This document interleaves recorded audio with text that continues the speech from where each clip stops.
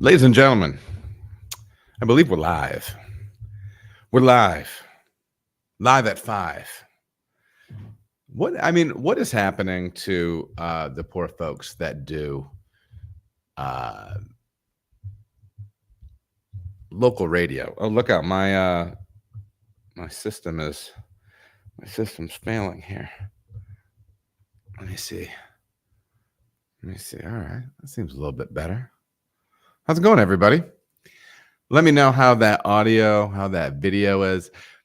It's a different setup in here. I've got there's so many things that are different. New setup. For the record, I do think that September and June is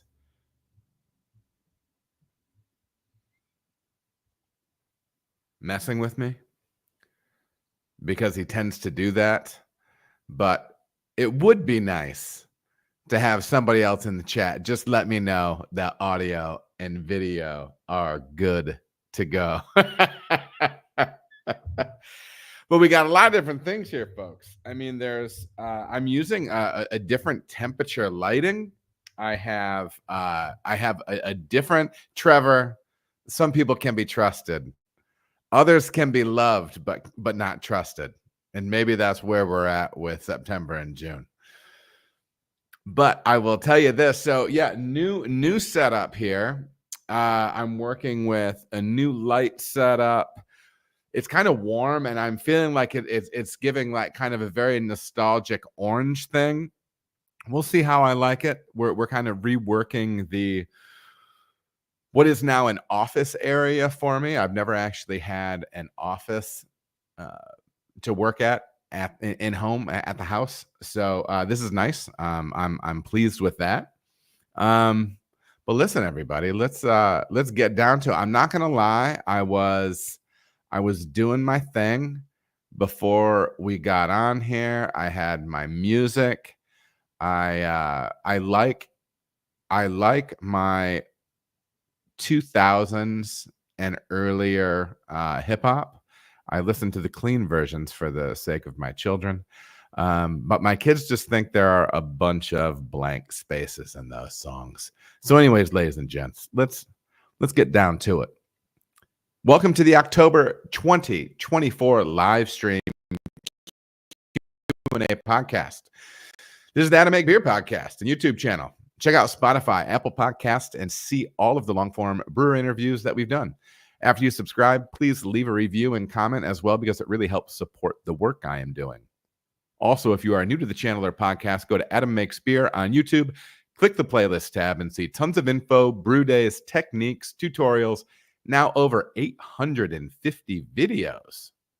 As always, if you are getting value out of this content, please follow, rate, like, comment, and share with your brewing friends and craft beer enthusiast homies. And if you have the means and feel as if my content has benefited you, consider a channel membership for $2.99 a month. This gives you priority for Q&A live streams just like this one. And as I'm mentioning it, let me give a quick rundown. I thought this would be I mistakenly opened up my my other window where I was streaming. But let me give a shout out, and I'm going to start from the OGs. I've got a couple people that have been subscribers for 23 months now, and I'm going to run on down the list to the most recent. But big, heartfelt tip of the hat to all of you. Metalhead Brewing, September and June, Brickyard Brews, Kenneth Payne, Jay Spees, Nathaniel Anderson, Jared McLear, Spooning und Wirt, Cowboy Brewer, Jamie Tripp, Rob Tomey, John Ford, Excel Dude, Bondi, Paulie Brews, Dante 502, Srivas Nunez, Derek, Gear, Mitch, Andrew, Latola, Ken, and Dancing Squirrel. From the bottom of my heart, ladies and gents, thank you for those memberships. They go a long way toward supporting me and helping me out. So good to see all in here. The chat is filling up. People are sounding off in there. Hopefully everybody's doing well.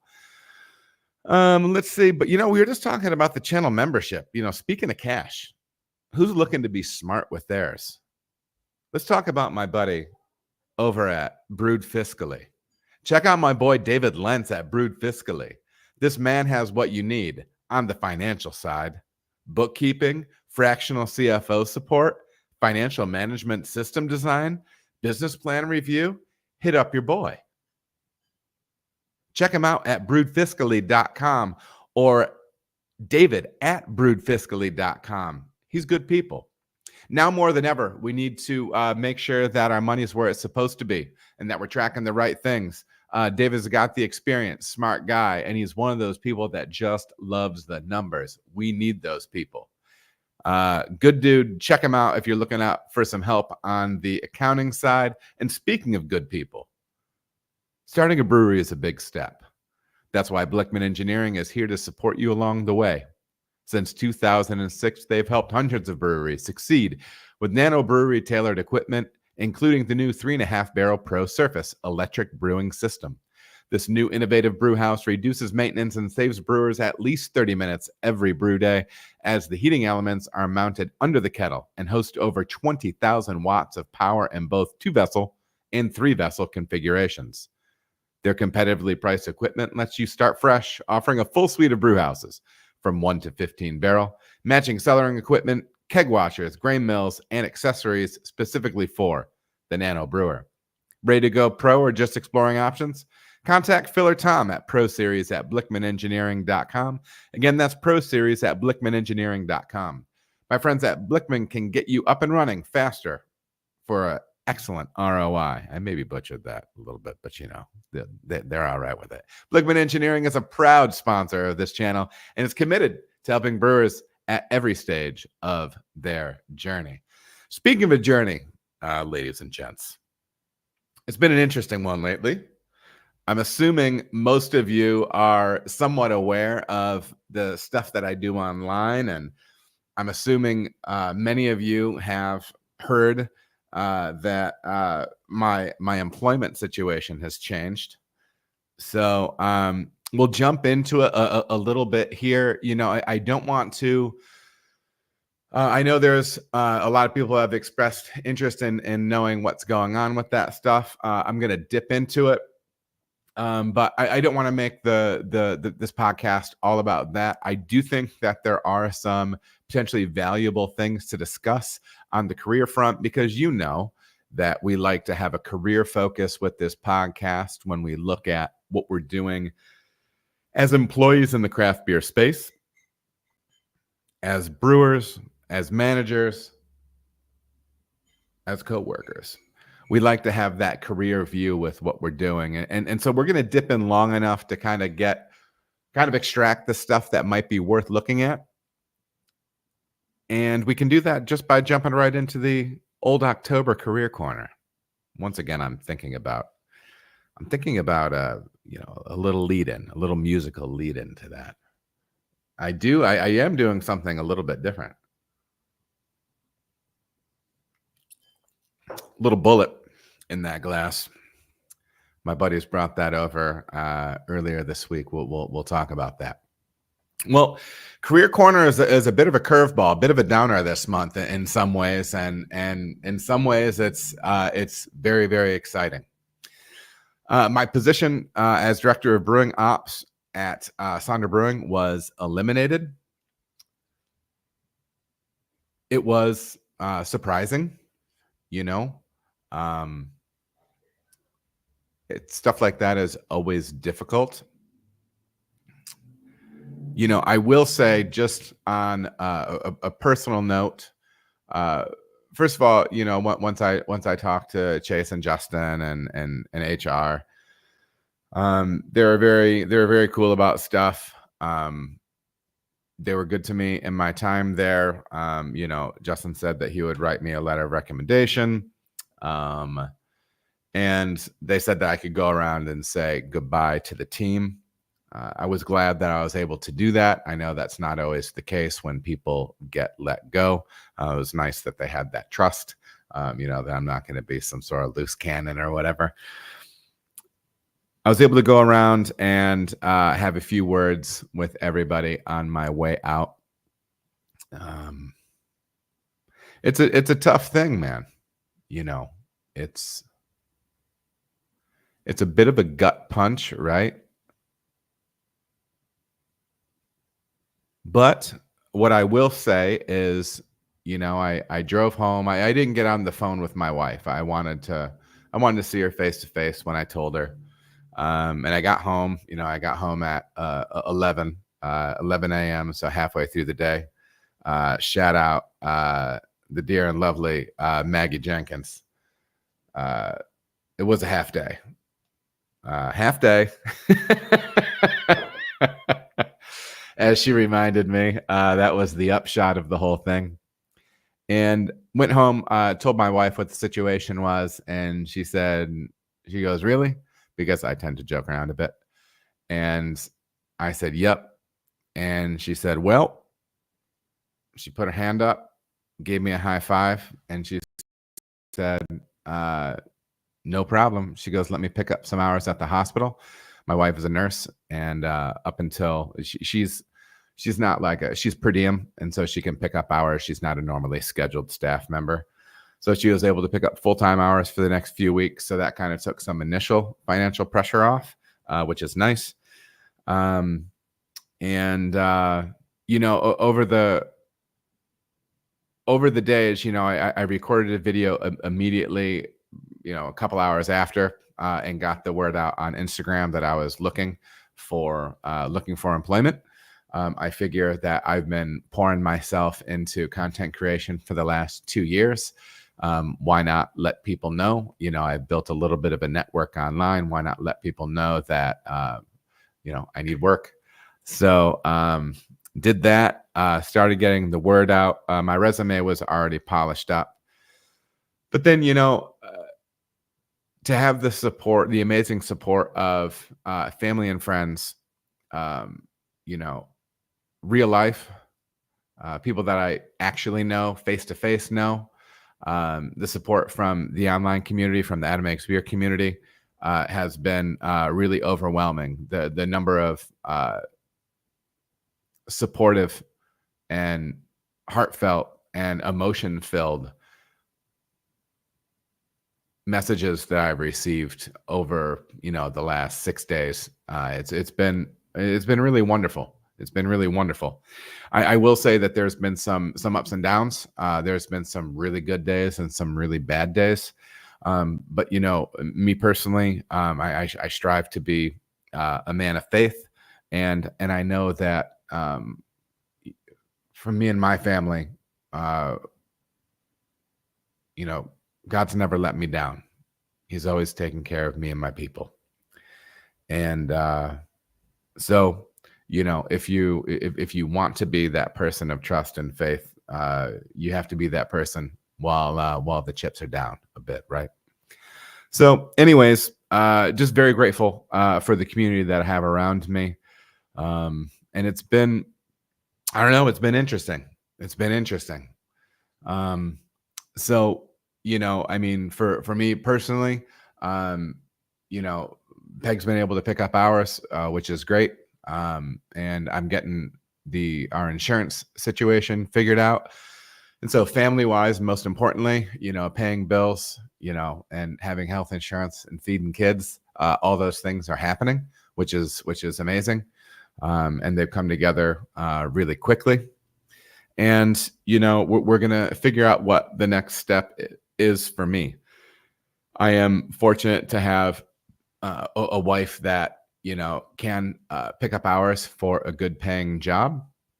She actually has more earning potential than I do from a working standpoint.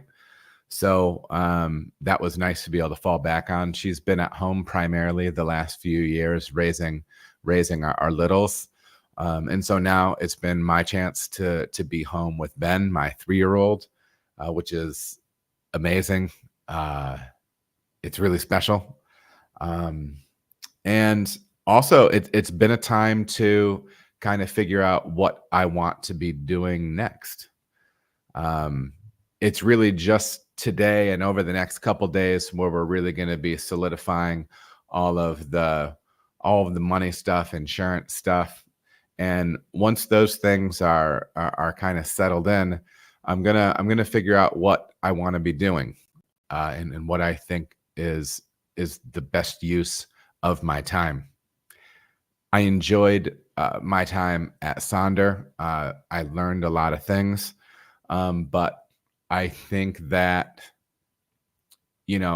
starting in the summer, I was starting to look for jobs, and I think that the ownership at Sonder is some of the best that I've worked for in the industry. But that doesn't always mean, like, I don't know, like my skill set and the company. I don't know. I like I said, we had a good relationship, but I'm not certain like how well, like long term vision wise we clicked. I don't know. I could be I could be wrong with that. So I was getting the feeling this summer, that maybe my growth opportunity there was capped, and so that's what got me starting to look. And Peg and I had that conversation this past summer. We were having a fire out back, and we're having one of our little date nights, and we were talking about the fact that I could lean more into the content creation, potentially consultation, potentially marketing work, something else in the industry. And yeah, and do some things that I'm really passionate about. One of the things I didn't have, with working for Sonder, which is a brewery they're about ready to celebrate their 6th anniversary. They have all their lineup beers. You know what I mean? They don't have a lot of space for a bunch of experimental stuff. They're a production house, and so I like to have my hands dirty on the creative side. I would like to be doing some more of that. I would like to be doing more in-brewery content. I would like to be bringing more high-value stuff from an educational standpoint to all of you. So we'll see where it goes. I am going to be dialing things up on the content creation side. If you haven't noticed, and maybe you think it's really stupid, I have been making brewery memes, little video memes that make me laugh. To be honest, those things are a really good way, that are essentially advertisement for the channel. I know I've had kind of a lull over the past year at Sonder as far as in-brewery content, but I'm looking at some solutions to making that happen. Getting more in-brewery stuff, which I know is more of the popular stuff that I do. So I do want to put a little shout out on this tip before we go too far with it. I am thinking about going and offering to breweries the kind of the pitch. Do you want me to read what I put through? I wrote some stuff and then I put it through ChatGPT to maybe polish it up for me. You can tell me what you think about this pitch. Want to take your brewery's social media to the next level? I'm looking for breweries in the greater Cincinnati area that want to invite Adam Makes Beer behind the scenes for an epic brew day experience. This is your chance to show off how your beer is made and gives fans a sneak peek into the magic that happens at your brewery. Let's create fun, engaging content together and get it out there to show off your amazing team, beers, and tap room. Ready to collaborate? Hit me up. So the idea is I would come in and do a brew day with you in the same style that I did with Cartridge, full recipes, show all the stuff, the breakdown. And so you'd be able to see different people's breweries and get behind, in different brewers' minds, kind of talk through all that stuff. And then I would have the YouTube content off of it. And then I would have the shorts to be cutting off of that for Instagram, TikTok, maybe, and some other things. Right. So anyways, if you're interested, let me know. I would love to do it. I would love to do it. I know it said Greater Cincinnati, but if it's further and you want to put your boy up, if you want to get me a room, if it's far enough away, we'll talk. We'll talk. All right. But as always, hit me up on Instagram with my DMs or on Facebook through my messages. Again, Instagram is best for me. But anyways, that's the deal, you guys. I'm doing well. I'm feeling good, especially now that the really important stuff is pretty much taken care of. That's a big relief for me. And I had two of my boys come over on Friday night, and they brought cigars, and they brought a little bottle of Bullet that I've cracked in here to tonight. And they said to me, they said, "We're not coming over here to commiserate with you. We're coming over here to celebrate with you, because the next thing is going to be the right thing." And I like that. So love to everybody that has reached out to me and showed me support. Everybody that's been good to me. So much appreciated. And that is this month's Career Corner. Let me dip into the chat here real quick, because this place is popping off. We got a lot of usual suspects in here, baby. We've got Spooning and Vert, September, Trevor Daniels, Human on Earth. We got Bondi in here, boy, Bobby F, Rich Larson, Cowboy. Let me read these messages real quick, you guys. You guys are funny. Which drinking game, Cowboy? Is it me saying sure or what? What's up, Troy?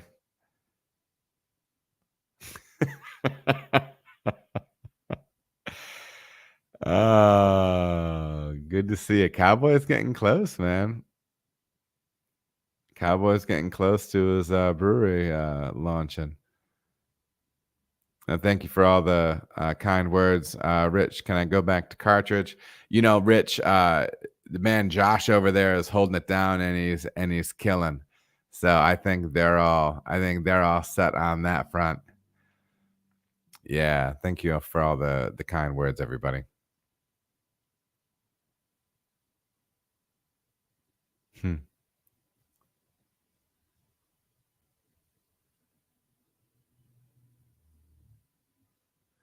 Yeah, Bobby F. Bobby, I'll get back to that question. That's a great question, and actually, we're gonna jump right in with this. Bobby F. Channel All Star took a trip to Germany. I've been inspired to brew the perfect Helles. I believe at Cartridge you had a medal winning Helles. Were there any techniques, processes that took it to the next level?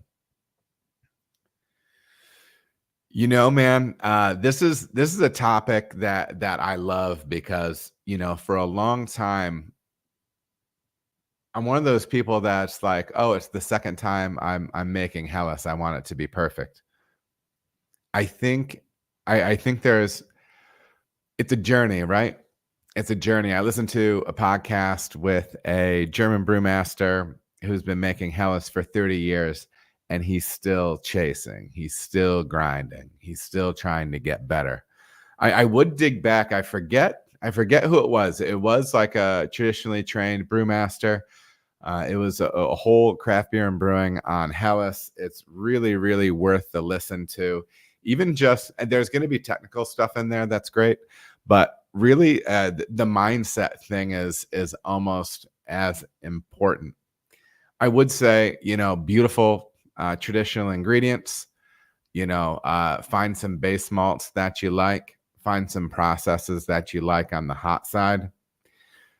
I do think beers like that, you know, require a fantastic fermentation, a simple grain bill. You know, we're speaking in big generalities. I would make sure that you are that you're hitting appropriate pH levels at different places in your mash. Track that stuff and start adjusting things.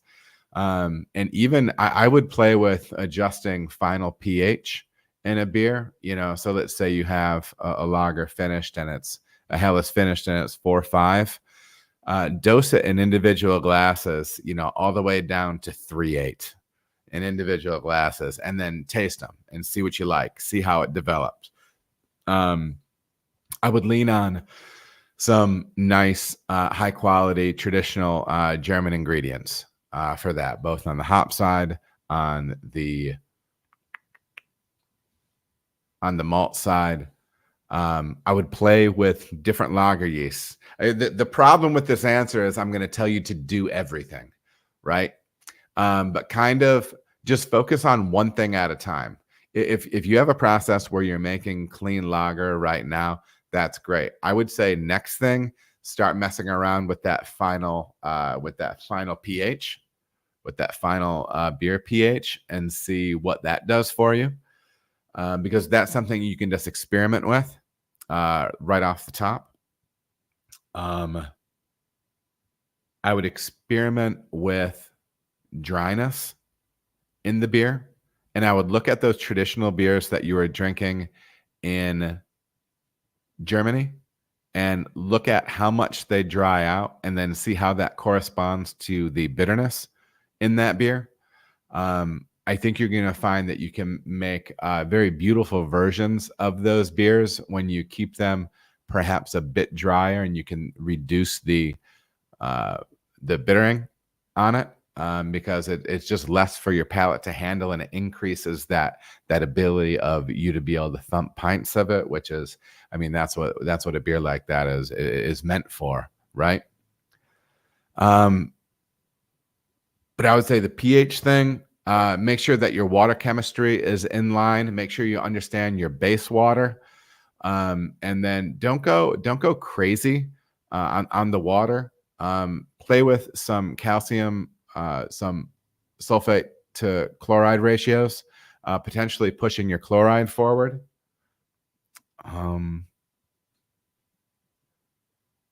Yeah, gentle beer transfers, so you're maintaining good foam.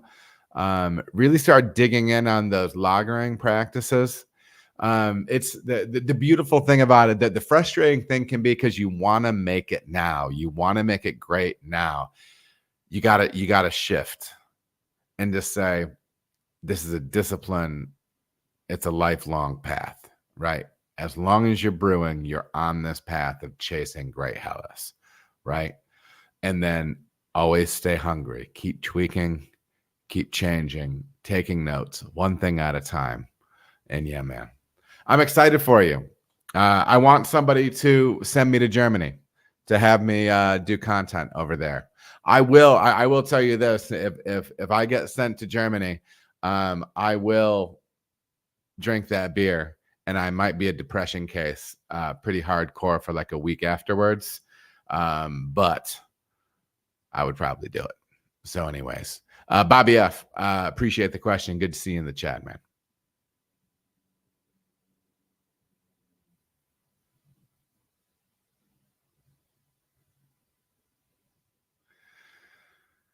September and June says, have you seen the post/tutorial that the guy from Altstadt did? I believe you have to pay for the course, but could be wrong.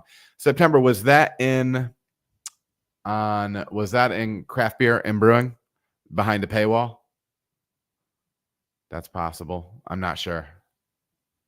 I want to do some of that stuff not behind a paywall. You heard? I am considering finally getting down and doing that recipe creation workshop. So there's all sorts of stuff that I'm excited about. Yeah, I've never paid for any of that stuff. The paywall stuff at Craft Beer and Brewing.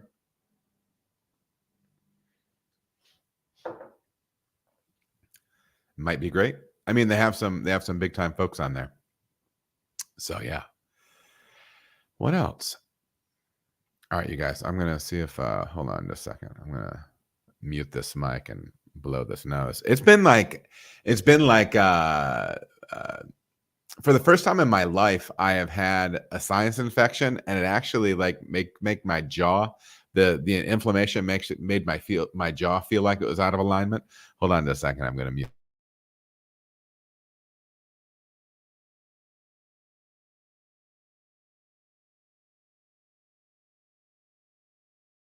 Boom, baby, I'm back. So yeah, listen, I'm at a desk now. There's a real desk here. There's tissues on it. There's other things on it. I have a real setup in here. We'll see, baby. We'll see. You didn't hear a toot, September. I was blowing my nose, man. Come on. Next question comes from John on YouTube. I opened a 1-barrel brewery. I did 2 batches yesterday, just enough for my barbecue restaurant. I didn't come from home brewing as most do. My observation would be home brewers have too much passion. Hear me out. They want to make the wildest examples of their favorite styles, ignoring their customers. Most people, and in sales, you want most people, like simple, clean, crisp, drinkable beers. John, you're not wrong. You know, we don't want to paint with too broad of strokes here, but yeah, I mean, I do think there's definitely something to simplicity, whether it be on the the recipe formulation side, or just, I don't know, like you mentioned, recognizing the fact that probably the lightest beer that you brew is going to be the biggest seller if you're in a pub situation. I do think that you can get caught up too much in that stuff, but I do think, the more, I don't know, the more research you do, the more you talk to people, building out grist tend to be more simple than complicated, right? So I do think I do think there is something to that. I will say that, I know some great brewers that feel the opposite of that. I was actually just talking to a dear friend of mine the other night, and he's a recipe guy, killer brewer, has won tons of awards, and he's a recipe guy, and he's somebody that will go more complex, like little dashes of this, this, and this. I think that's great. That works for him. You know what I mean? But I do think you point out something that is valuable when you say, in a pub situation, most people are looking to drink clean, crisp, light beer. So yeah, hopefully as pros and homebrewers or what have you, we develop the chops to be able to make that beer well, right? Because they're not easy beers to make. And yeah. So John, I appreciate you dropping that comment, and also good luck to you in your place. I'd love to continue to hear how things are going for you. Let me get a little sipper here.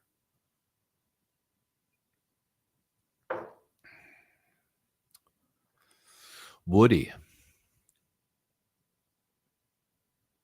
Yeah, Rich Larson said, I make for the masses and some me. People do appreciate 2-style brews as well. Yeah, and I mean, sometimes people build their reputation on doing different things, but some good crushable beer is never going to hurt. Never gonna hurt. Next question is from my man T Franks on YouTube. This question is in reference to adding liquid adjuncts to a Bright Tank video, which I just uploaded. If you haven't checked it out, go over to the YouTube channel. There is a little bit of in-brewery content that I was able to release after I stopped working at Sonder. They gave me the thumbs up on some SOP style videos. So if that's something you're interested in, you can go and check that out. Now, note that those are the SOPs that they use at Sonder. Those were things that were in place before I got there. I don't think there's any issues with anything that they do, but some of the things I can answer for and others I can't. Chase is a smart guy, came from New Glarus. He has good processes, and you can debate different things. But anyways, I have this video on adding liquid adjuncts to a Bright Tank, and in particular on this, you could really use this type of video for biofine. If you're adding in a bright tank or in the fermenter, and we add biofine in the fermenter at Sonder. This could also be something like you're adding like a liquid vanilla adjunct, something like that. You know what I mean? A liquid on the bright tank side, on the finished beer side. So the beer is bright and carbonated in that vessel. T. Frank says, I work at a brewery with 2 3-barrel FV tanks we can use as a big grant tank just for adjuncts. So we can CIP, then add adjuncts, then purge the tank and add anything or mix it all together with no CO2 being introduced to the beer. This makes for a sealed system and is a very easy head pressure transfer. Also, this way works if you don't have a grant or free FV to use, just another way to do it. Yeah, and having a dosing tank is really, really ideal. As long as you are following really, really tight cleaning, sanitizing, purging practices when you are using a dosing tank, which is what we're discussing here, that's an excellent way to do that too. You can also do that a bit with a brink. If you go back and look at some old videos from the cartridge days, you can see that I have a brink that I actually attached that dry hop doser to, because that had a 4-inch port at the top, just like the bottom of the dry hop doser. So I used that as a funnel. And I've done different liquid adjuncts in there, whether it be fruit puree or other things. So dig back to check out those things as well. And when you do have smaller tanks, and right now is a great time, the used market is smoking, everybody. If your brewery is in good shape and you're looking for some options as far as that goes, look at a smaller 2 3-barrel tank, something that you can CIP, something that you can purge well, sanitize well. A very good option, a very, very good option. So yeah, T. Franks, I appreciate you sending that in, man. I like that process.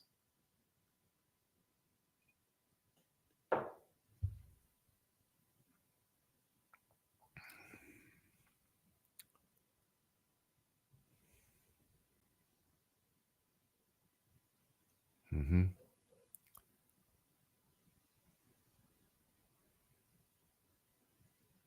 Yeah, Rich, we're gonna touch on that a bit.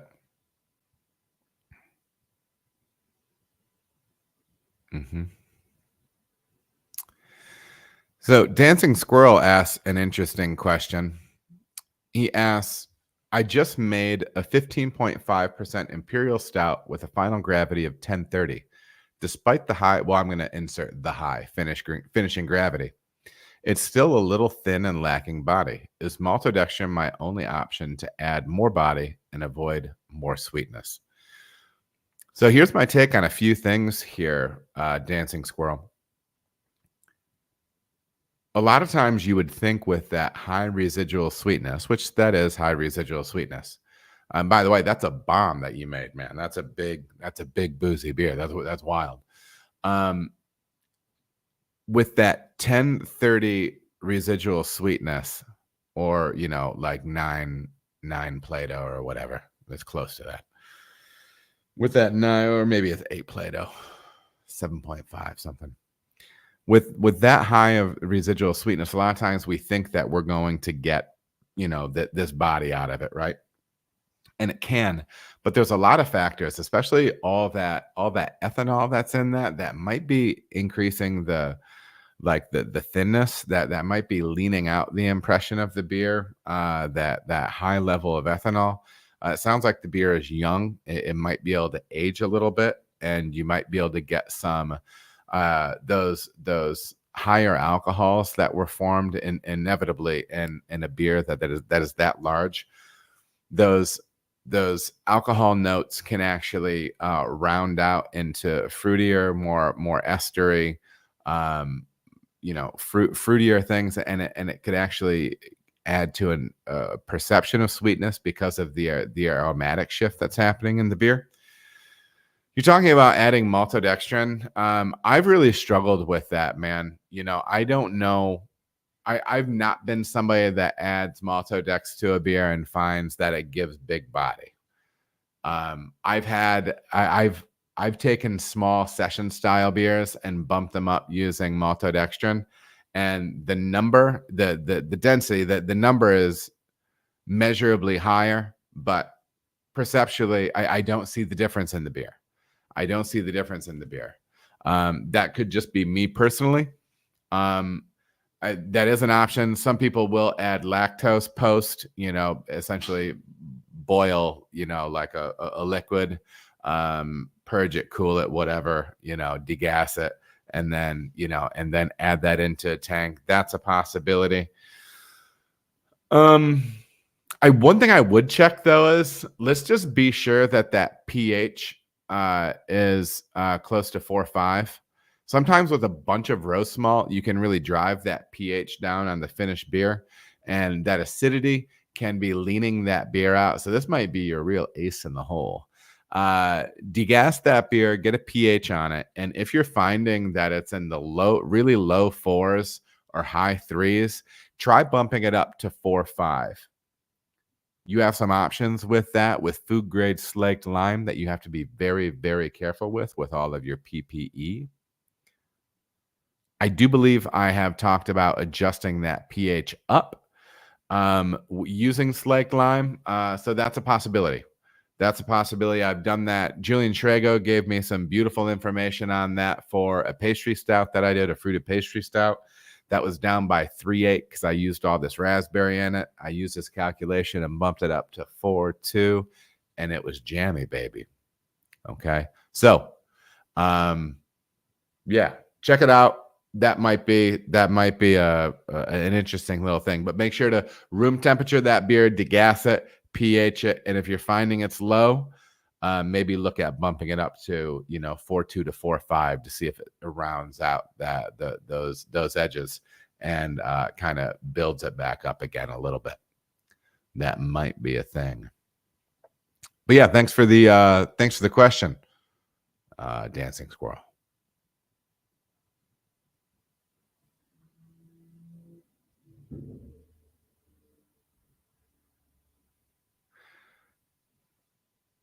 TD, Trevor Daniels. Any experience brewing multiple batches into the same tank over multiple days? If so, when brewing a double batch over the course of 2 days, do you typically oxygenate the second batch? So, yeah, my experience with this is, so like if you're brewing 4 times, if you're doing 4 turns to fill a tank, typically what I have done in the past is I would oxygenate as normal on brew day 1, where there are 2 turns, so same oxygen both times. The third turn, which is the first brew on the second day, full standard oxygen. And then typically we will take that last turn and either do it at half the amount or none at all. And that's typically what we've done both with lager yeast and with a hazy English strain, okay, Kolsch strain, American ale yeast. One thing that I think we found is when we've been oxygenating the fourth turn, we've been blowing a lot of beer and Kreuzen out of the tank, so that could be part of it. But yeah, so that's what we've done, Trevor. Hopefully that helps you out, man.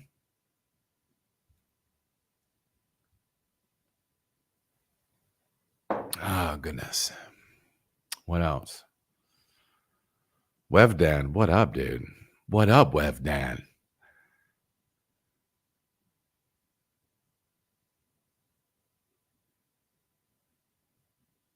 Webdan, thank you for the kind words, man. And you know what? We're good on my side. We're good on my side. I appreciate that. I appreciate that. Next question comes from Axis Laser on YouTube. Do you add the adjunct at the same time you fill the bright tank? So we are making reference to the tutorial / SOP video that I just added to the Adam Makes Beer YouTube page. Go ahead and check that out. It is an in-brewery video of us adding adjunct to a bright tank.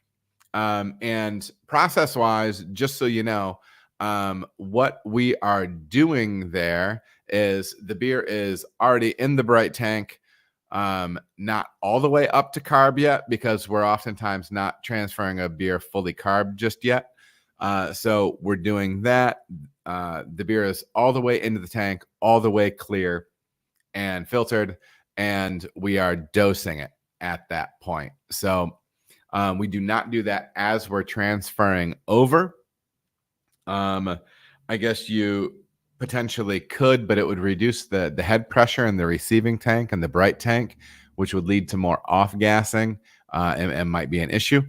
So that's one way to look at it. And let me see here. There was another one that I might want to pull into this one as well. Well, I guess not. I guess not. But yeah, Access, that is the deal with that video. If you haven't checked that out one, get in there and check it out. It's interesting to see the way different folks are doing stuff. Next question is from La Family Carrington on YouTube. In reference to me, this is in reference to my video. It's an older one. It's talking about recipe formulation and me not using much crystal malt these days. They left the question, just saw the same from Genus Brewing. If you haven't seen the Genus Brewing YouTube channel, podcast, go ahead and check them out. They are on out in California, I believe, doing some brewing content out there. They suggested swapping to Chit or Red X or several others, depending on the original malt. When we were talking about this idea of, crystal malt and how it seems to kind of be falling out of favor, we have, think about the beers that are popping right now. Lighter lagers, hazy. Yeah.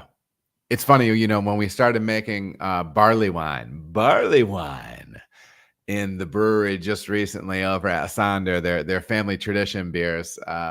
We started making the barley wine, Otto, their big barrel aged stuff. It's so funny. You're so used to turning all this yellow wort, right? And then you start getting in some seasonals, and you start seeing some darker worts, some amber worts, things like that, where you will see more of these crystal type malts in them. Now, I think that speaks mostly to what we're using, mostly what we are kind of required to brew as folks on the pro side. We have to brew what people are demanding. And I personally think that you can almost do more damage than good when you're using crystal malt. It's like when we talk about how we are using our water salts, and how we're adjusting our water profile. I feel like sometimes you can almost do more harm than good with going wild with your water adjustments, right? Our good friend, John H. Palmer, I believe, has said in the past that it's like salt and pepper, right? Salt and pepper can make a dish perfect, fantastic, or it can ruin it, right? I feel the same way about crystal malt. I think it's really easy to make a beer that is too chewy, not thirst quenching enough, a beer that creates flavors that are hanging on your palate. And I see that, especially when I started seeing recipe formulation, started writing my own recipes back in the mid 2000s when I was home brewing. I saw a lot of crystal forward beers, but then again, you saw more pub style beers back then. Ambers, even pale ale had crystal malt in it, right? And then some of those things started falling out of favor. You're probably going to see some stuff trend back and forth. There's nothing wrong with crystal malt, but this idea of adding Chit or Red X, Chit is kind of an undermodified protein body malt. That's a good one to use for that. It's propped up quite a bit in Scott Janish's new IPA book, which is baller. And if you haven't read it, you should. Red X's Munich-esque, right? So it's interesting. Some stuff to check out, you know. Yeah. So anyways, yeah, that's kind of my take on where I'm at with crystal malt. But you never know, man. Things turn around. You know, I know right now that some of the younger folks aren't as big on craft beer, but it's not going to be long until there's going to be some folks that don't want to drink what they're drinking. So I'm not saying that there aren't going to be some bumpy roads out there, but tis what it is, ladies and gents. The Family Carrington, thank you for the question.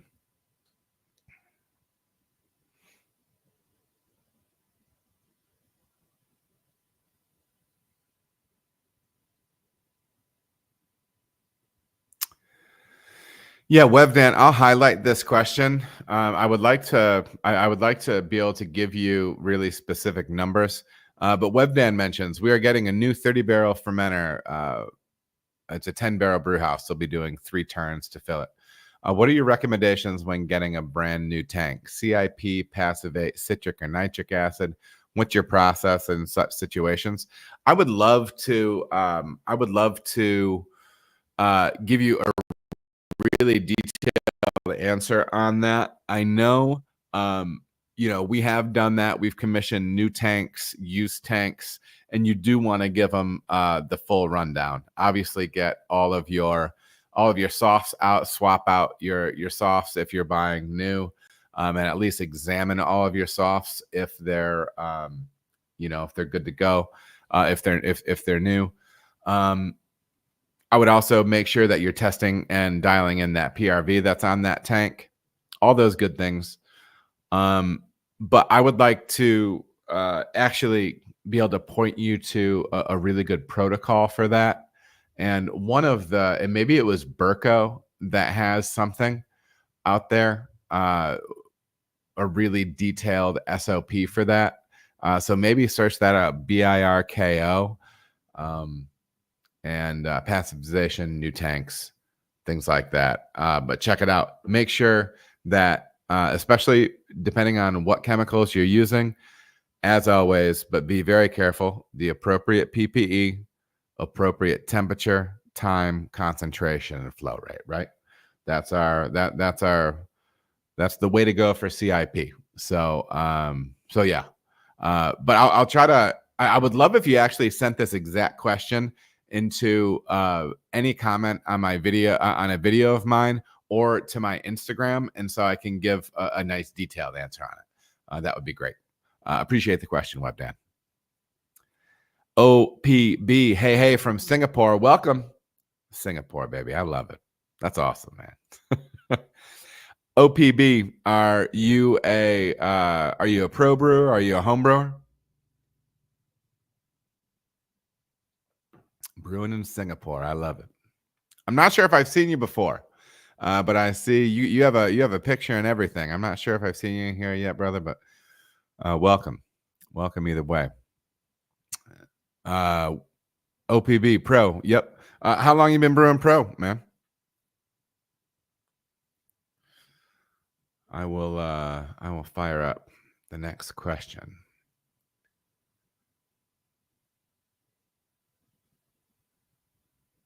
$10 years. Yeah, man, we're in the same range. Well, good, man. Yeah, holler at me. Drop any questions if you have anything, or if you're just here to hear some old fool to rattle on. Enjoy that too. Next question is from Jamie Tripp on YouTube. In reference to adding liquid adjunct into the Bright Tank video, quick question: was there any previous carbonation on the tank? Would this be able to be done using a small unitank full of the adjunct and forcing it through the racking port? There would be no chance of O2 uptake, nor a beer geyser that way. Or maybe add a butterfly to the top below the PRV. Am I overthinking this, Adam? We've been we kind of kick this around a little bit, but one of the things I like about this question is, yeah. First of all, there's one correction, because it's the second time that somebody said it.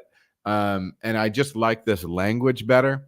And when it says no chance of O2 uptake, it's not that there's no chance, because it's very, very challenging keeping O2 low, but it's just from a language standpoint, I'm not trying to be picky, but it's just a mind shift, right?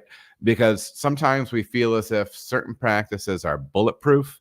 And there's always some elbow room. So it helps to keep us respectful of the process. But it's not that there's no chance of O2 uptake, but appropriate practices will give us a better opportunity to have a low O2 transfer, right? So that's one way to think of it. But you're bringing up this notion of an adjunct tank, separate adjunct tank, which I love. Great CIP sanitation process on it, purging. Absolutely. You can put your adjunct in there like that. I think that's great. You also mentioned through that port in the top, if you were to have a valve, you would be able to open it with the valve there. So you take the PRV off of it, which would be between the valve and you. And you could then open it up and then pour that in. And if something starts wanting to geyser, you could just close it. I think that's great as well. If you go back to the dry hopping video that I have on the YouTube channel, you should check it out. I have these big fat 4-inch ports, butterfly valves that go on the 4-inch dry hop port on top. The dry hop doser on top of that. It's a slick way to do that, and it adds to safety, quality, and all that good stuff, right? So, but yeah, and as far as overthinking it, I think that there should be, as pros, man, not as pros, as people that want to get better at making beer, we need to have this program running in the back of our brain, right? We're always looking for problems, fail points, any way to make things better, right? You don't want to go crazy with it, but you do want to always be kind of breaking down your process and everything like that. So yeah, I like where your head is at on that. Not stupid questions. It's always good to break things down, and I always like to have those questions. So anytime I'm trying to break down a situation, I talk to my brewing buddies, and I say to them, hey, listen, this is what I'm thinking. And then you just try to break it down through even things that doesn't seem like it could be it, right? But you still try to go through that process, right? So I love it, Jamie. Keep up that thought process. I appreciate you reaching out with that. Trevor asks, when purging a tank, what is your typical SOP? The most recent thing that I've been doing for that with a 120 barrel bright tank is a full CIP sanitize, 5 minutes purge through the carbstone, and then an 85-minute purge at 35 psi through the bottom of the tank and then out the vent or CIP arm. Okay. So yeah, that's what I've been doing. Appreciate the question.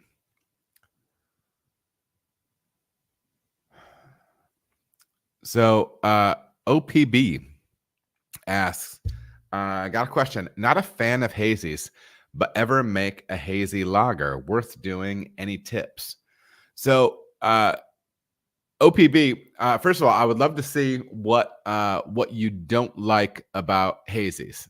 I'm not saying that you're wrong. Everybody has different reasons.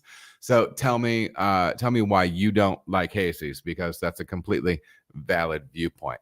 But not a fan of hazies, but ever made a hazy lager. So I'm assuming that you're talking about something that will feature, juicy, juicy aromatics. I believe that's the direction you're going, because you're putting those two styles together. I've not I've not done that. What I will say is there are probably certain lager strains that are more conducive to being haze positive. And I believe if you look at the Omega Yeast website, they give that as a metric. Okay, OPB says it doesn't sit well with his stomach. Yeah, you know, I think that there could be a case for it. You might want to look into kind of what people are talking about when they start talking about doing these. They're not IPLs. Some people are gonna, be mad that I'm talking like these things are things, but I think sometimes we need to be a little less dogmatic about that stuff. But I think when people are making like these hot IPAs or whatever the hell they're called, is that what they're called? Cold IPAs or whatever, fermenting IPA and then going dry and lean and clear with them. I think there might be a path there to where using different lager strains potentially at higher temperatures might be interesting. And if you do use a strain that is conducive to to helping to facilitate haze in the finished beer, again, you might be able to find that reference point on the Omega site when you start jumping into the spec sheets for those beers. I think it's always worthwhile. You might be able to make those beers clear. But then again, I think we're just talking about like cold IPA or whatnot. But yeah, I mean, I say give it a shot. Specifically looking for strains that might be a little bit more expressive. I know that a lot of times when we think lager, we think clean, clean, clean. But I've been listening some podcasts lately where, people will talk about these. Oh, which are they? Oh, some of the, I don't know, some of like the 10-degree beers and stuff like that, where, it's not just meant to be as clean as possible. Lagers can have character, right? So yeah, apply some different principles. Take a hazy build and start looking at it with different lager strains at different temperatures. You know what I mean? Start checking things out. If you do have the ability to do a pilot system or small batches, cut some stuff off into smaller vessels and try the same wort with different approaches. I think there's nothing wrong with it, man. And I think it's a good way to figure out what you're playing with.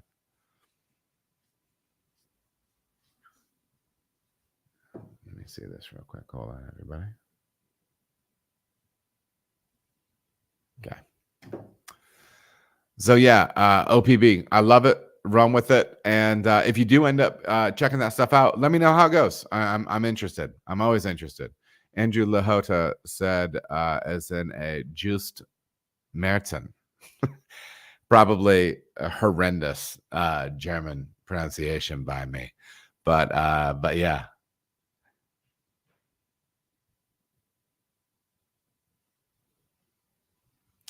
So September and June, any way to spruce up IPA aromatics without or in addition to just dry hopping and late hopping? Is that even possible? I will say this: if you're looking at a situation where you feel as if, in particular, that you might have competition for hop flavor by stripping that recipe down, by going with a more austere malt build, I can definitely see you getting more hop flavor in a beer without tweaking your flavor type additions or whatnot. Hold on just a second. This is my son. Hey, buddy. Hey. I'm doing a podcast right now. I just wanted to call and tell you I love you. Well, I mean, you called me, but anyways. Mom will be back from work soon. All right. Love you, big dog. You good? All right, man. I'll talk to you later. Bye. He's the worst. He's 22 and he's a big boy and he's out in the world working. He makes me proud. So back to you, September. I do think that's one way of increasing hop flavor. I do think that it could potentially work in the same way with aromatics, but I feel like there's far more competition for flavor intensity on the flavor side than there is on the aromatic, right? If you've got a solid backbone of something crystally in that beer, you could be really competing with your hop flavor. So if you made that malt bill more austere, I think you could express more hop flavor that way. I don't know if you're necessarily going to express more hop aroma that way. What I will say though is I would dig into looking at the survivables, hop survivables chart from YCH, and you might be able to use the same amount of hops late and in the whirlpool and on the dry side if you were to use varieties that are specifically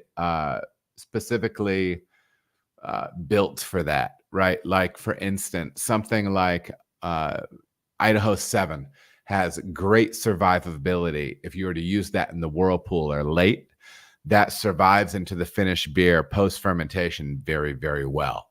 So, for instance, like Jeremy Marshall at Lagunitas used to say that the fermentation is the second boil, right? So when you're boiling your hops, you're blowing off aromatics, but the fermentation can also do that as well, right? But that survivable sheet will give you a really good idea of hops that will tend to last into the finished beer. So using the same volume of hops, you might, by referencing something like that, you might be able to get more finished beer flavor and aroma, or hop flavor and aroma into the finished beer. So I feel like at the last minute, I remembered something and it kind of pulled off that answer. So anyways, this is just me just patting me on the back. You know, that's what everybody's here for, right? September, as always. Bless you.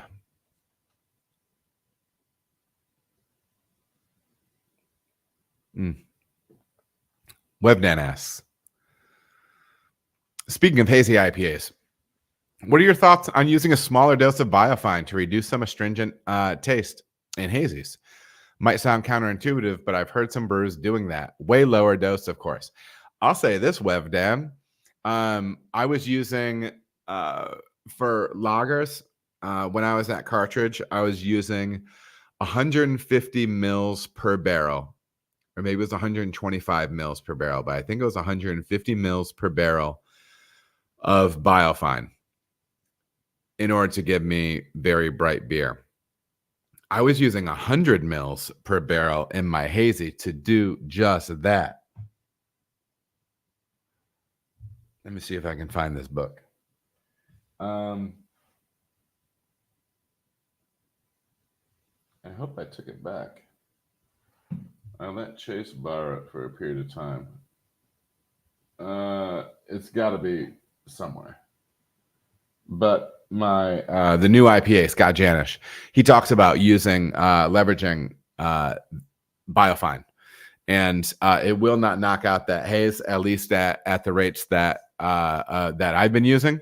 So yeah, but it does do a lot to knock out hot bite or that astringency, that aggressive polyphenol green burn, and it helps those beers mature a bit faster. So Webdan, I love that idea. And maybe start with maybe 33% less than what you're typically using. And yeah, I mean, that's what I've done. If folks by you are using a little bit different, less than that, start there, whatever you're comfortable with, man. So appreciate the question, Webdan.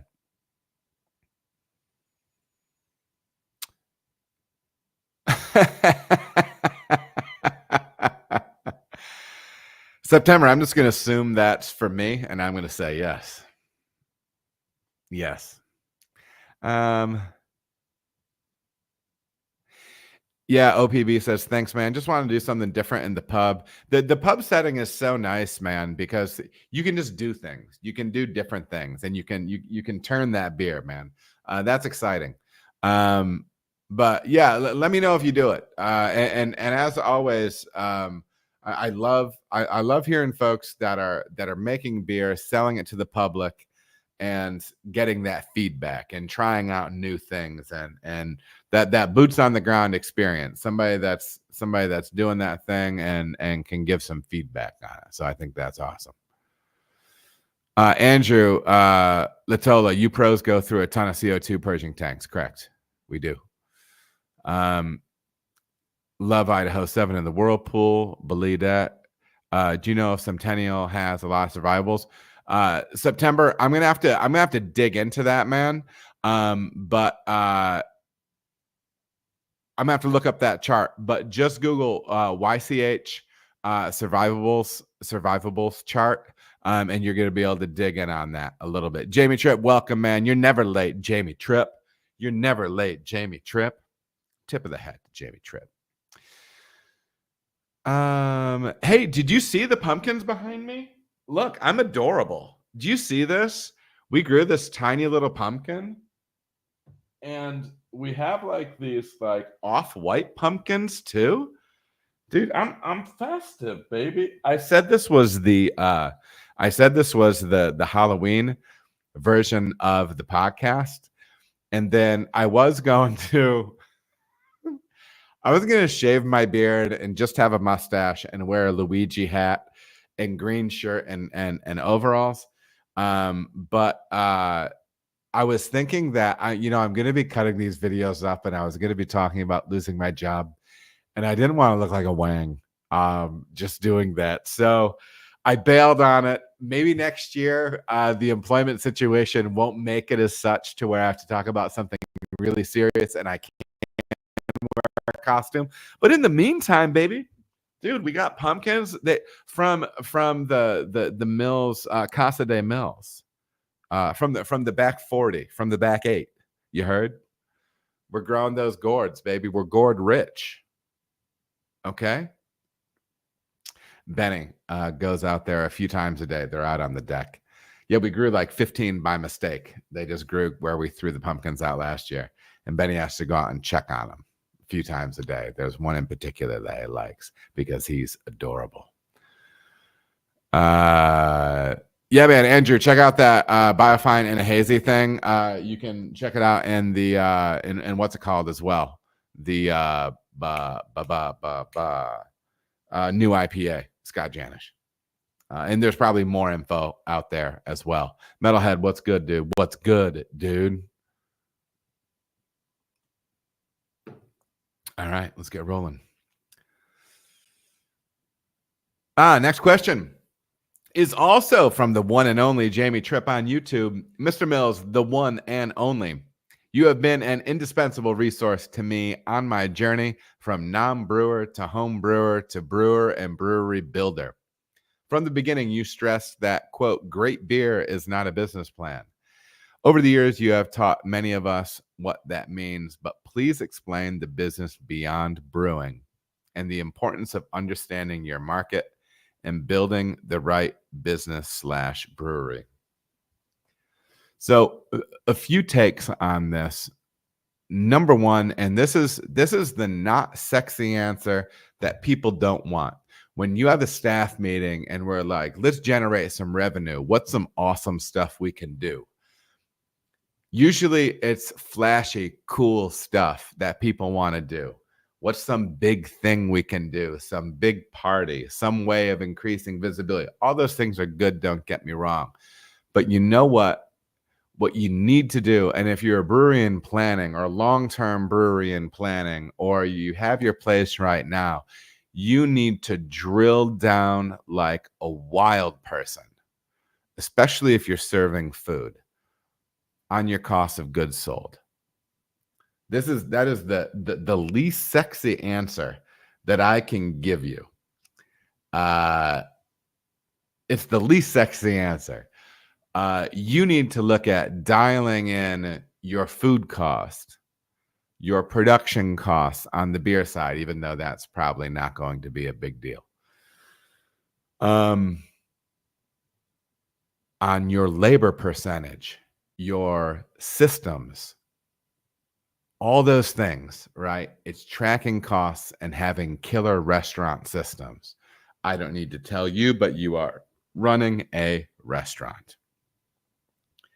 Applebee's still has commercials. Shout out to Dan Campbell, coach of my Detroit Lions, doing Applebee's commercials.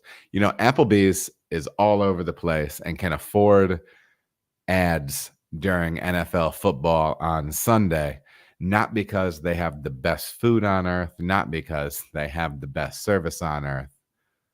It's because their systems are on point.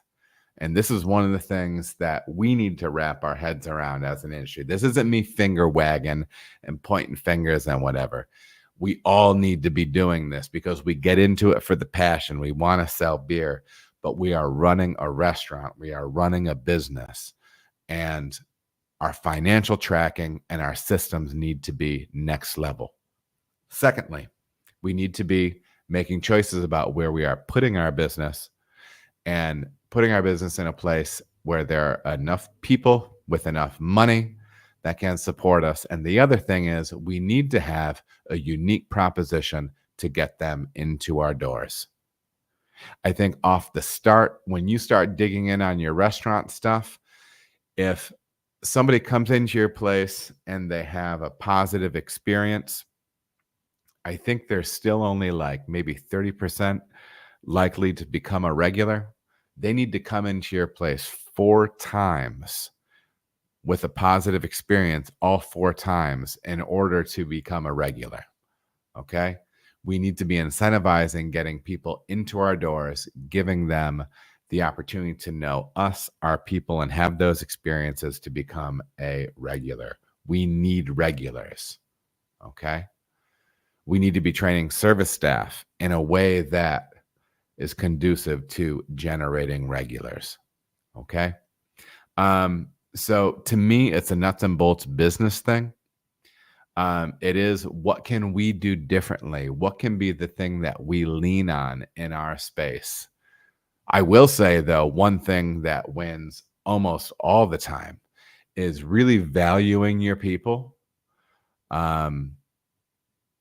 and pushing them in personal and professional growth, and providing coaching opportunities for how to engage with the public. Because killer interactions with service staff, that's where it's at, man. You know, as far as getting people back in, you know. But those are culture building things and everything like that. So I think you're asking good questions. I would be interested, Jamie. I mean, you've been a member of the channel. You've been supporting me for a long time. I would love to have a chat with you, even just on the side or whatever, and just, you know, because I don't want to put everybody's business out, but you know, I don't have all the answers, man. But if there's some specific stuff that you're thinking about, that you're having issues with, we can have a side conversation, and maybe we can put our heads together on something, you know.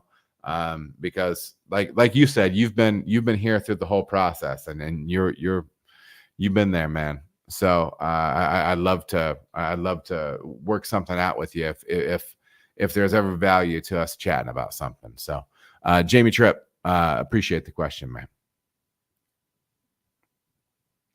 Srivas, you're never late, dude. You're never late. You're here right on time. Next question comes from .b Studios on YouTube. I'm studying for the BJCP written exam, and I find it hard to believe that water profiles played a bigger role than technology and taste preferences as to which style popped up where. Yes, Dublin has high bicarbonate water, and yes, dark malts tend to be more acidic, but were dark beers being brewed because the water was alkaline? Or was it that paler malt didn't really exist until Daniel Wheeler invented the drum mill in 1818? Brown malt was just the norm. Malt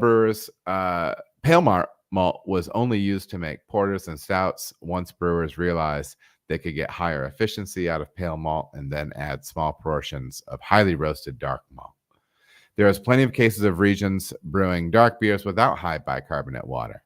Germany has the Dunkel and Schwarz beer. Czech has dark lagers. Is there more evidence to the notion, or is it just a romanticized coincidence? Thanks. First of all, tip of the hat for bringing some research to the table. I love it. You know, I'm not sure. I will say this.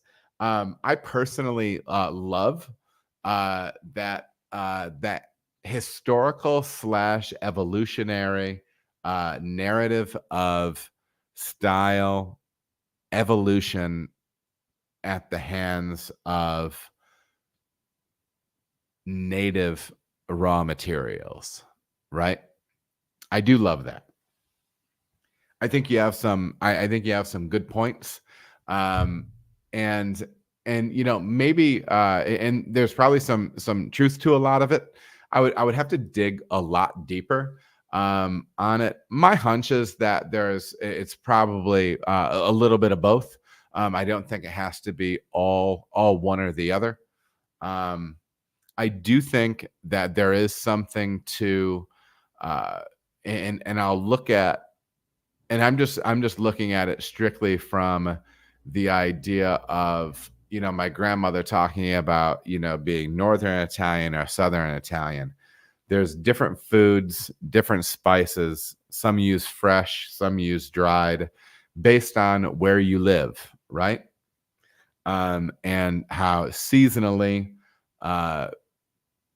geographically, you are affected by the raw materials you have.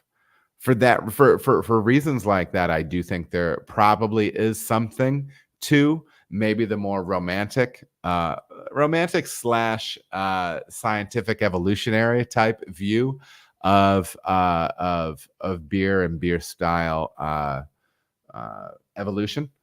But yeah, you do make some very good points as far as all that goes. I would have to dig in pretty deep on the science side of it, but and the historical side of it to give a better answer.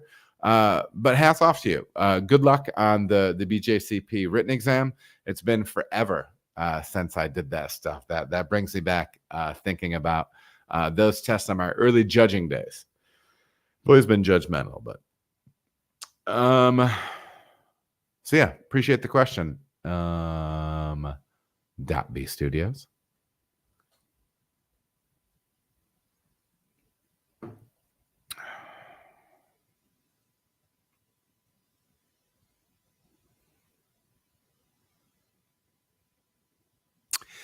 Yeah, Jamie, let's dig it on that, man. Hit me up. Hit me up in the old DMs. I think you're a Facebook Messenger guy. Hit me up over there, and let's set something up. My calendar might be a little bit more open these days. Next question comes from Kevin Hart, the Canadian, not to be confused with Kevin Hart, the American, on YouTube. Where did you buy the Sankey connector with the valve? Or did you just build it? It looked like one complete unit. This is a reference to filling kegs like a pro brewer. It's an early tutorial that I did when I was filling kegs at Cartridge. So some interesting stuff. If you go back and look at that, what we're looking at here is we are looking at, I used T's, 1.5 T's to form the manifold for that. And then I had the Sankey connector.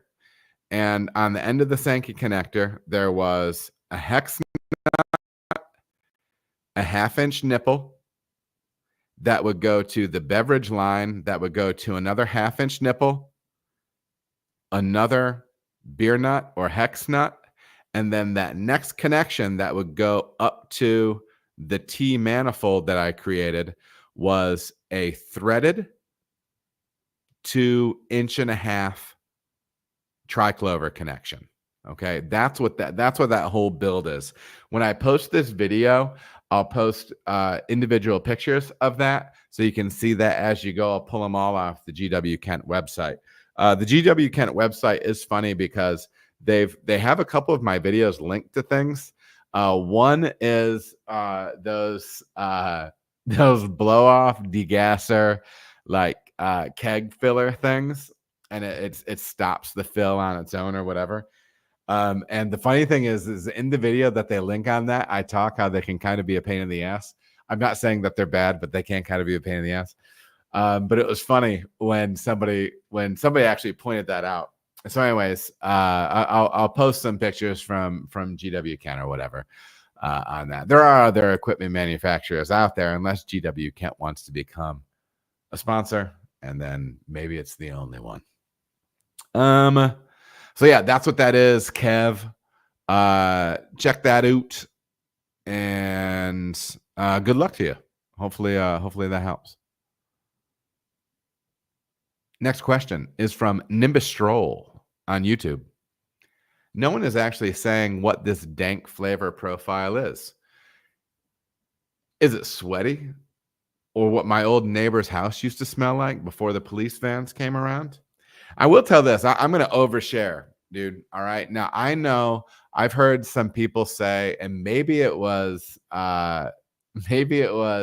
old boy from Founders, but it was somebody, and they were talking about how Mosaic smells, and they said Festival Hippie Pit or something like that, which is kind of an earthy, organic BO kind of smell. So let's dig into this, how when we talk about dank, with some things that can kind of manifest from that. So very explicitly, we can be talking about cannabis, like kind of that dank, not quite skunky, not quite onion, not quite garlic, but I think we are talking about like an umbrella term that kind of has a lot of those things in it, because I think they're all in a similar flavor range. But yeah, normally we're talking like fresh bag of weed kind of thing, not dank as in like musty basement or something like that. And just so you know, dank is an official descriptor. It is in the Oxford Companion to Beer.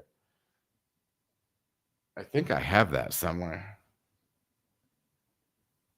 I'll dig it up another time. Some people wanted to give me a hard time about saying dank before, and I'm like, dude, it's in the encyclopedia, all right? But yeah, that's kind of the deal with that. And sometimes it is in that almost, I think it can be like armpit is still armpit, BO is still BO. But I do think there's some connectors in there, right? And sometimes Mosaic can show those things as well as being fruity. So yeah, that's what I'm talking about, Nimbus. Hopefully that helps. Cheers, man.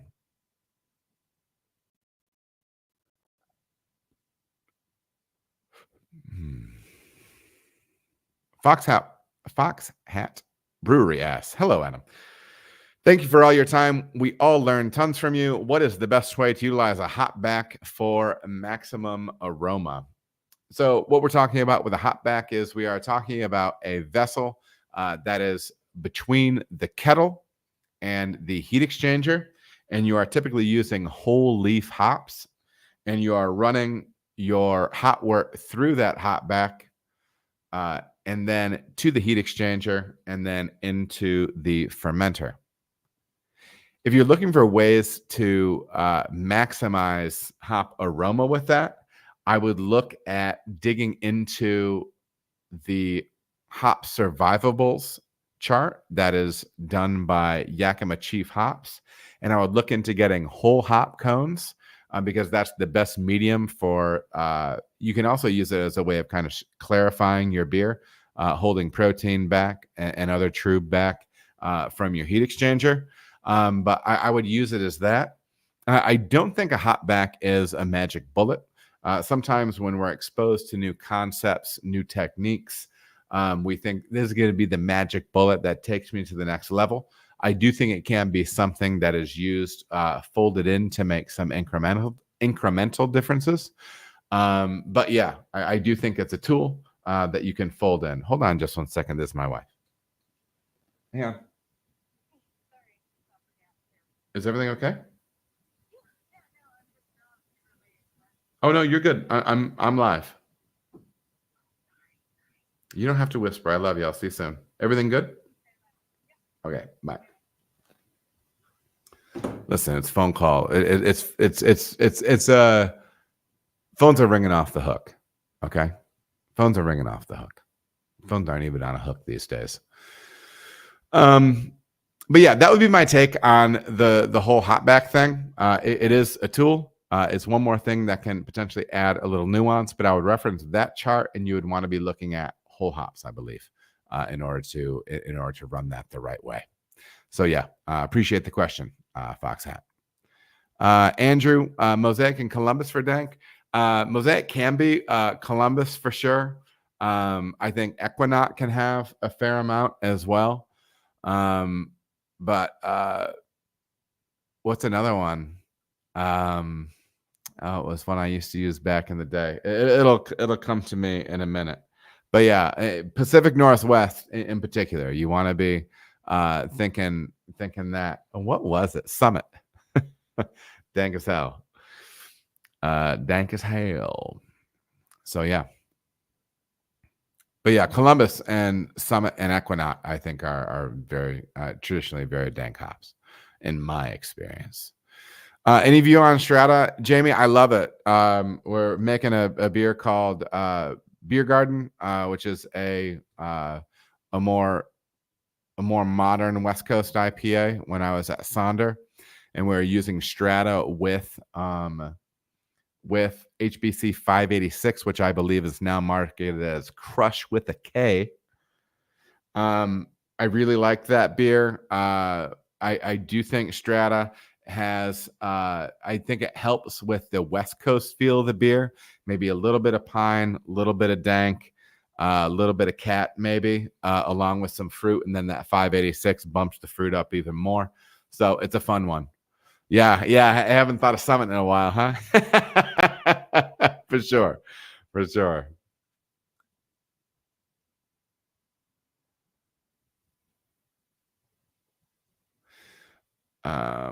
I'm going to pronounce this poorly.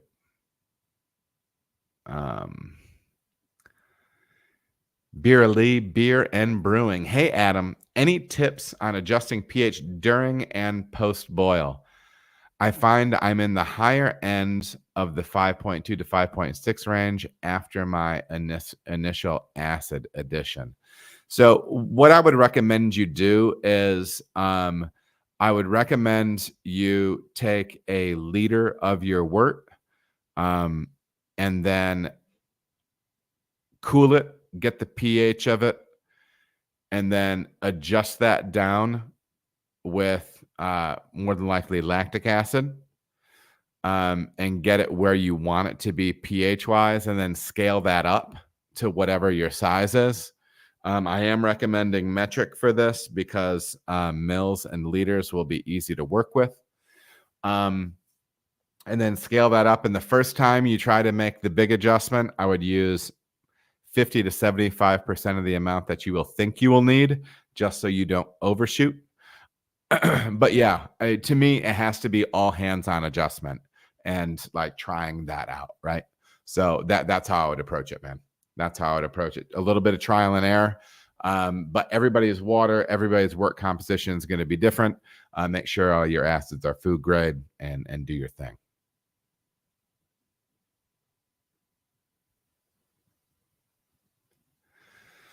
Fox Hat Brewery, thank you, Adam. Do you think the 170 F mark is best for hop backing? I don't have any problem with that temperature range. You're going to be extracting less bitterness at that temperature, which might be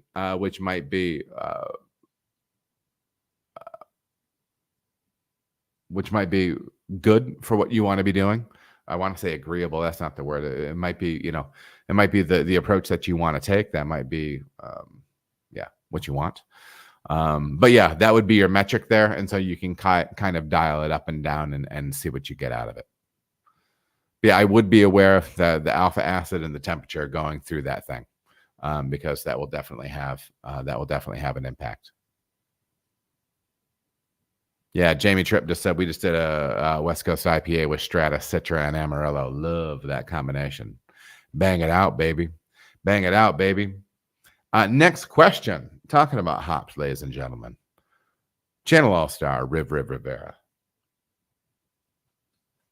I'm going to have to reference some notes I wrote earlier in the day. This is a very woody, like whiskey. Bullet. I don't know if it's a rye or whatever. I'm not like a real ace as far as spirits go, but very oaky. It's a little sweeter to me. Like it tastes as kind of like a nice oaky cinnamon kind of thing. I enjoy it. River Rivera. At what quantities do you whirlpool and dry hop? Scale it down to homebrew levels, 5 to 6 gallon batches. And Human on Earth says, so is 6 pounds per barrel scale to almost 1 pound per 5 gallon batch on the homebrew side? Great Scott, Batman. That's a lot of hops.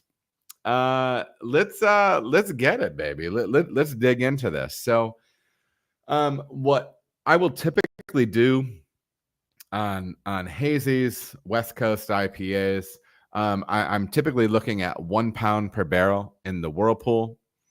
And then for West Coast IPAs, I'm definitely looking at 2 pounds per barrel. And with hazies, anywhere up from 3 to 4. With big Imperial hazies, sometimes higher. You can go wild with it. So what I'm going to do is I'm going to give you I'm going to tell you what the conversions are for 1 pound per barrel. And then you can decide that up or down when we take it to gallons or to grams and liters. Okay. So the initial conversion is I'm saying that when I'm doing 1 pound per barrel, I'm doing 16 ounces of hops in 31 gallons of beer. That equates to 435.6 grams of hops in 117.348 liters of beer. So if you break that down, that is 1.9 ounces of hops per gallon. That is 1 pound of hops per barrel. Okay. And on the metric side, that is 3.7 grams per liter.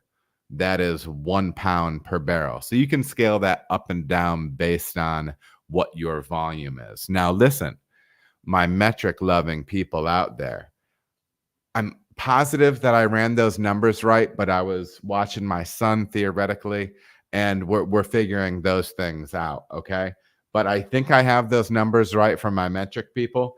But yeah, on the small scale, hazy can be difficult for a lot of different reasons, for oxygen pickup, for loss.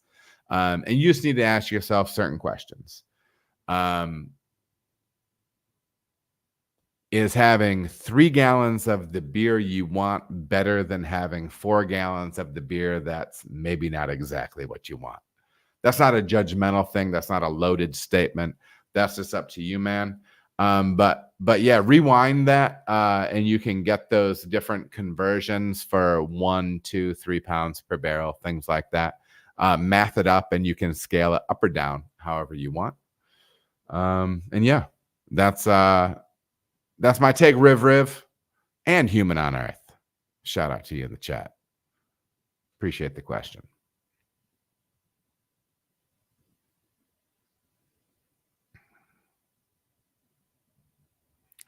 Andrew Latola, my hazy is 6 ounces of Idaho 7 Citra and Mosaic combined in the whirlpool. Yeah, baby. Get in there. Well, you can type today. Yeah, I believe in you. I believe in you, Andrew. Next question is from Indie Kid UK on YouTube. I suppose the big question is, when you did the blind tests, we're talking about acid adjustment or water adjustments. When you did the blind test, did the batch without sparge acidification have pre-boil or pre-whirlpool hot pH adjustment? Are you certain that the malt tannins and that it is malt tannins and not dry hop tannins? Yeah, man. So these were very gently hopped lagers that I tested this out with, and I understand what your thought process is here, because I was talking at the time where I had a dear friend of mine, friend of the show, Andy Gallagher, head brewer at Linwood Brewing in Raleigh. Get down there and show him some love if you get a chance. And Andy and I were talking about, he was coming to visit me, and I had started water adjustments on my gently flavored German lagers. And I poured 6 lagers for him, and, we're being critical of him, really breaking him down. And after he tasted all 6 of them, he goes, everything's clean, everything's tasty. We talked about some tweaks we make here or there. He goes, there is one though that I feel like has a little bit of astringency and it's water driven. And that SOB was right, man. It was the one beer that did not receive sparge water acidification. So, and my water profile there really required it. It was a gnarly water profile. So, I feel pretty good about the process when I was talking about that one. And because it was a blind situation. Now, granted, it's a sample size of 1, but it is somebody knowledgeable, very knowledgeable, and in a blind situation. And 1 out of 6, he knew the one that wasn't water adjusted. So I would say I feel pretty good about it. But your point is well taken, that if we are talking about beers that are receiving, aggressive late hop additions, that it could be on the hop tannin side. But so you're absolutely correct. But with this situation, I think we are talking about the correlation between sparge pH and tannin extraction on the malt side. Appreciate the question, Indie Kid. A little sippy here. What do I got? Next question is from Axis Laser on YouTube. Do you occasionally pull the spear and inspect your kegs? How often? I am not filtering my beer. I kegged 4 wonderful Vienna lagers at the same time, and 1 went bad. Axis, yes. So I'm not sure what scale you're brewing on.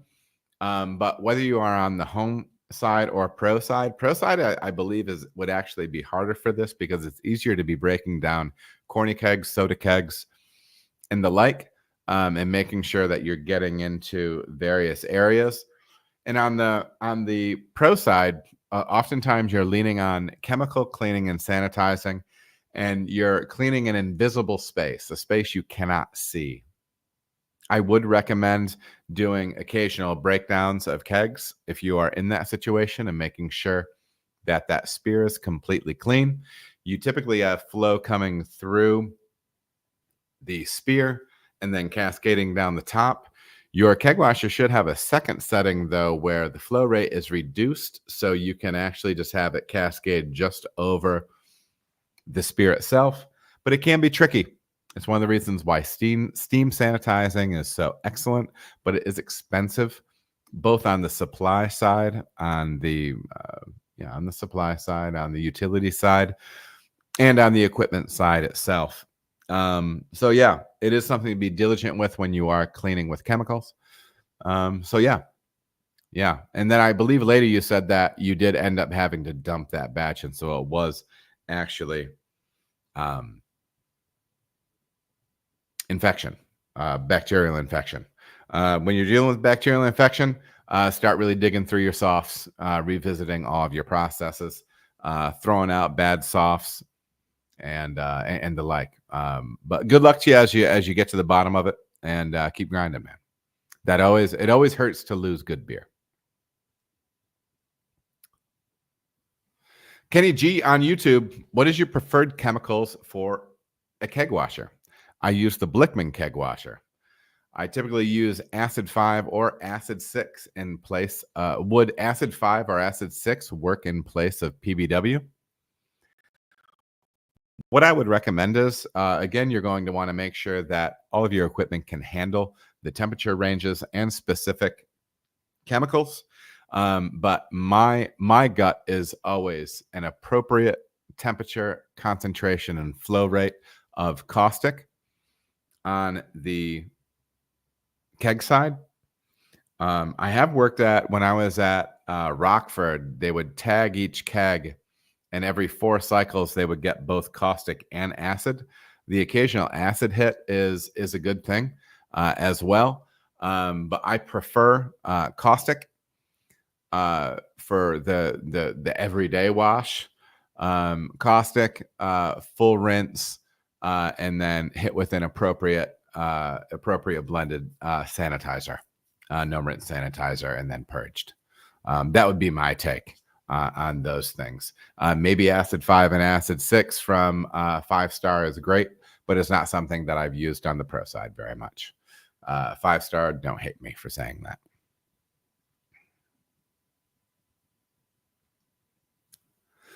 Metalhead Brewer asks, Adam, what is your go-to style to brew for the holidays?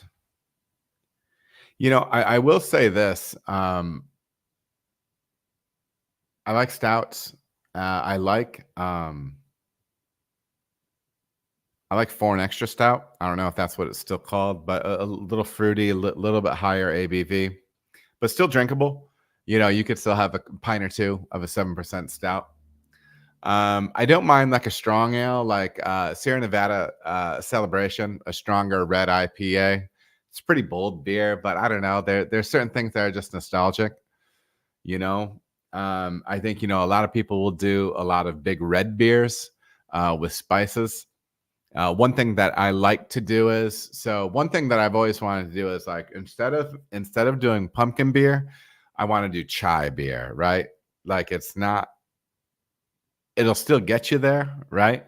But I like the idea of bumping outside of the norm of something or what everybody's doing and maybe go a little bit different direction. But yeah, I mean, increasingly, you know, you're moving into that, you know, strong beer, warming type thing. Think about things that are inviting. And what I always like to try to create is something that is dessert-like but drinkable. And so what I mean by that is something that is bold and aromatic, but not cloying on the palate, right? Sweet enough to make the adjunct spice ingredient dessert-like, sweet enough, right? To magnify it enough, but not so sweet as to make it cloying. And also remember, you're not going to want to have a ton of bitterness with those beers, especially when you're trying to feature an adjunct. A lot of times you'll try to need to dial that down so you're not competing with the spice or what have you. But yeah, Jamie Tripp's got Andrew's talking about a whiskey porter. Jamie Tripp's talking about pecan or pecan, depending on where you live, pie porter. I love that. And Metalhead was looking at a holiday bock. Yeah, man. I mean, and that's the thing. Think about what that base beer is going to have, and then bust into that spice cabinet and start smelling, right? And seeing what you can fold in, I think that's a lovely way to build those beers. So next question is from Shepherd Revanite on YouTube. What's up, Adam?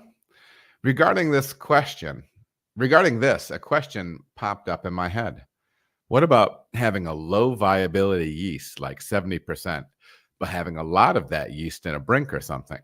You could calculate and pitch enough of the healthy one, but you would be carrying a lot of dead cells. In theory, you could perform a good ferment, but could all of that dead yeast immediately create autolysis, off flavors, or a pH rise? Cheers. I love where your head is at on this, and you absolutely can, but I would encourage you to utilize the cone shave, baby. If you are in that situation, going back to that ferment after pitch at 12 and 24 hours and doing a very gentle drop of that cone, the solids that are in the bottom of that cone, you're going to be dropping the solids So trub, both from your yeast pitch, from your current knockout, and any dead yeast out through the bottom of the tank. Now you want to do that slowly and gently so you're not just punching a hole, but run until you get beer. And that can be a way of getting that stuff out of there. Vinny Chalerzo of Russian River was saying that they have utilized cone shaving in just that way. When they were having poorer repitches, it was a way of getting some of that nasty stuff out of there, so it's just not sitting on your beer. I love that technique for that. Ideally, you want to be harvesting and reusing yeast that's 98% viable, low solids, all those things. But cone shaving is something that is worth looking into. There is a fantastic episode, roundtable episode on craft beer and brewing with Vinny and some other IPA OGs. Go back and dig it up and just look up cone shaving. Adam Makes Beer, and I'll have some information and more information on sources for that there. But that can be an answer. And yes, your head is in the right place, Shep. Do you mind that I called you Shep? Appreciate the question, man.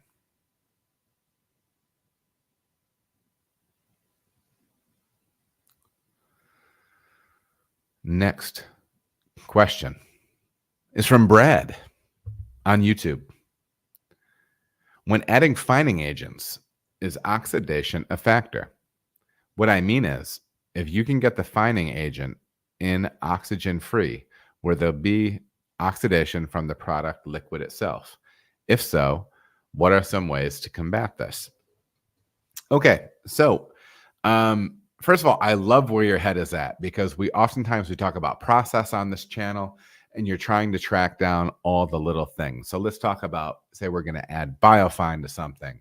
We're going to add an extract, a liquid natural extract, whether it be vanilla extract, fruit extract, whatever.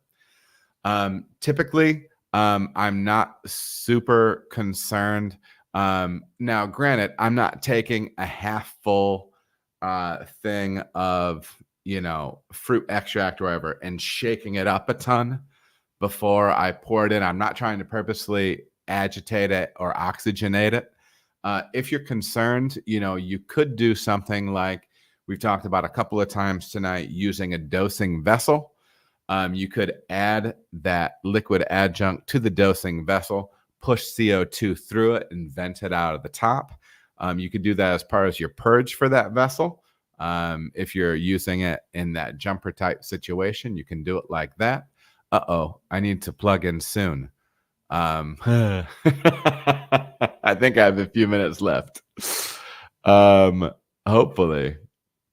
Let me see. Oh, my battery's at 10%. We're good. This is my last question, though, anyways. So yeah, I would look at maybe purging in through that and then pushing that through. I don't know if it's completely necessary, but I think it's a great way to be thinking, and I don't fault you from doing it. Okay. So ladies and gentlemen, please stick with me. There's going to be lots of stuff coming, more than ever. I would love your feedback on stuff. If there's one little thing that you can do, it really helps if you follow me on Instagram, Facebook. If you do like, comment, and share, tag other brewers and the silly brewery memes that I'm doing. The brewery memes are just a way of bringing eyes to the channel. So always doing that stuff, sharing my stuff to your stories, even saving it, different things like that. It all helps me algorithmically. Okay. So as always, I appreciate all of your love and support. It's been overwhelming the past few days. We're going to have a lot of exciting stuff coming up. Be good to your people. Be grateful. And I will be talking to you all soon. I hope you have a great day. Bye.